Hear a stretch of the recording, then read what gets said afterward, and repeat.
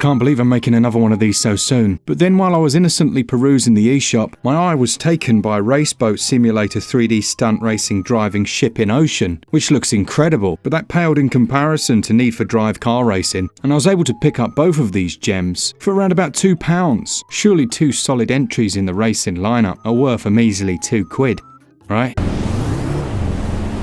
Oh, I know you need the answer to this question, but should you be adding Raceboat Simulator 3D Stunt Racing Driving Ship in Ocean or Need for Drive to your backlogs? Well, let's find out.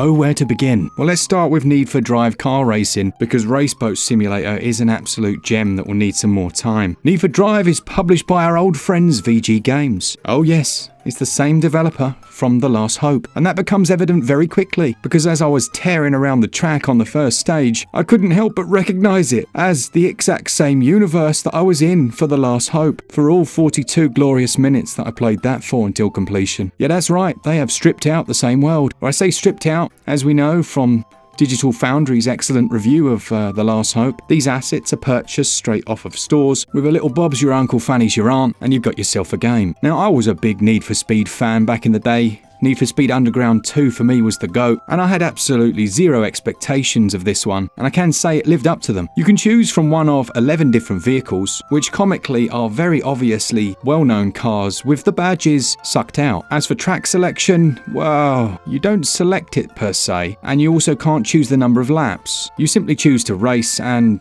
the race begins. There are a few different race types. You have ones like circuit, sprint race, and you choose these from this selection screen, but herein lies the very first problem. The AI in Need for Drive is absolutely evil. It has no intent on winning the race if you're in one piece. And these jam-packed races feature 4 cars, all vying for your blood. Now, to make things slightly easier, you can adjust the camera from one of these 2 perspectives. And if you're in the lead, you could always turn the car around to look behind you, but unfortunately there is no button to do that. The acceleration curve on these cars is also slightly unusual. And alas, there is no map, so you don't know where you are in the race, other than your position, which is shown in the top of the screen. Now, unfortunately, if you don't come first, then you may as well come last, because you lose if you don't come anywhere but first. This is a big issue because any collision damage can send you flying and flipping out in any direction. The physics are completely broken. The eShop description states that this is one of the most thrilling racing games ever, and that as you progress through the game you earn cash from winning races that allows you to purchase new cars from the dealership. That is factually accurate. But then it goes on to say that what makes Need for Drive even more exciting is that these game modes do not involve any upgrades, and that instead you'll need to rely on your own driving skills to win races. I have to beg to differ there. I found that the beginner car is so incredibly slow that after about the 4th race it's borderline impossible unless you upgrade, which again is an issue because it's so difficult. And when you lose, they simply put $600 in your pocket and usher you towards the exit. When the next good car is going to cost you 20 G's, well, yeah, not quite as thrilling as you may have hoped. Now, sound effects are terrible, and as for value, well, there's no multiplayer. It does offer what it says it offers. The AI is broken and it's terrible to play, but it does offer it. Gameplay scoring a solid 4 out of 20.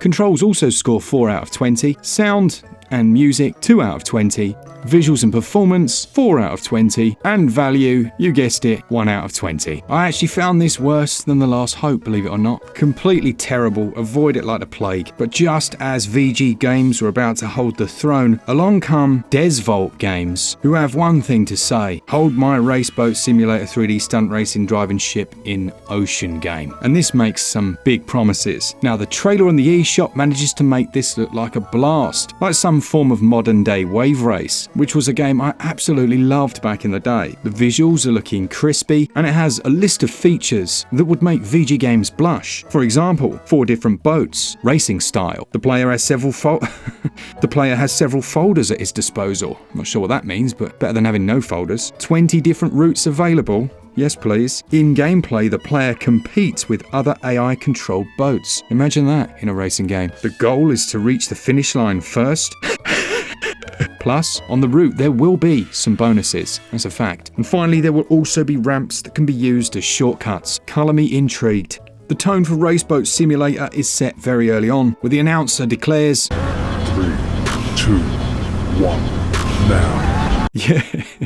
Yeah, 3, 2, 1, now, which I'm guessing is just their way of saying go, and off you set. Now, unfortunately, it does feel like the engine of the boat doesn't work. No matter how hard you crunch down those clicky analog triggers, the acceleration curve is non-existent for the first 6 seconds. Then all of a sudden it springs into life and you launch up to a steady 42 kilometers an hour. The rest of the boat sauntering along beside you and the blazing yellow track demarcations searing your retinas. But part of you is mildly impressed by the visuals on offer. Perhaps you think to yourself, it's not going to be so bad. Now, before any of this, you can actually choose one of several different boats. It's more than 4 that it says in the description, so that's impressive. And you can change the colours of them. There are a number of different upgrades, including a nitro that can be purchased. And these genuinely do work. But the opening menu and UI actually looks alright. Now, unlike Need for Drive, where you could see the races and what was coming next, here you simply have 10 different races, all 3 laps, and you work your way through them, and when you get to the end, it just goes back to the start again. There are no tournaments in any of these games. There's no real progression. It's all about thrill of that racing. And how is that racing? Well, it's not thrilling, I can tell you that much for nothing. Unfortunately, it's very slow paced. Now, the movement and the physics are almost okay, but there are a number of ramps and a few obstacles, which soon make me realise that they haven't programmed that. In fact, several of my competitors found themselves completely stuck.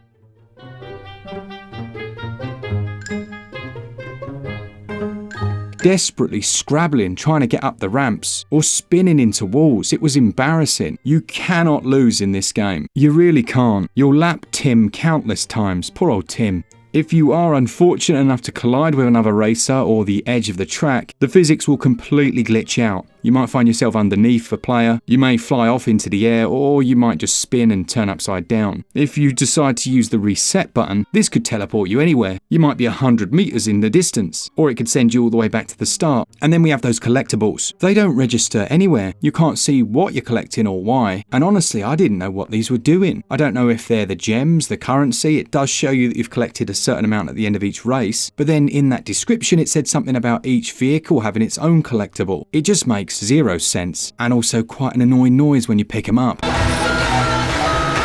Now, on the plus side, some of these tracks have a few nice features. There's a moment where you go through like a water village and it looks alright, but then you turn a corner.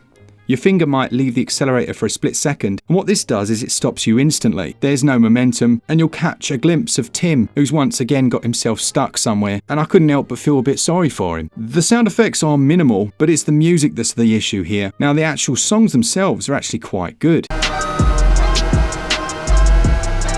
but they only last about 14 seconds before you'll be left in silence. Once again, just like the previous game, there's no looking back. There are actually no different cameras here. There's no map. And of course, there's no replays. Its one positive are those visuals. It doesn't actually look terrible. There's some nice reflections. The water itself looks and acts okay. You see the ripples from the other racers. Now, sure, I'm sure this was a pack that they bought or some asset that they could just download and set up within the Unity engine. But the biggest frustration for me here is it does feel like some of these developers have got a little bit of talent underneath their desire to simply make as much money out of rubbish as they can. There were a couple of moments where I was thinking this could have been a genuinely good game, but then I'd catch a glimpse of Martin again and be reminded that wasn't what they were after. So with the breakdown then, well, gameplay is probably the best of all these rubbish games I've played so far, but it is so boring. Having to do those 3 laps over and over again, no real progression, and no competition because the AI can't navigate the routes. I mean, that doesn't sound that good, does it? Gameplay scores 5 out of 20. Controls, they score 6 out of 20. Visually, I think in fairness, we have to say it looks alright. Sure, it's just assets that are used over and over again. They just mirror the tracks, but it doesn't look bad and it doesn't run too badly either. Visual score, 12 out of 20. Music and sound is broken, but when the music's playing, it's alright. That scores 2 out of 20. And value, well, that scores a staggering 2 out of 20.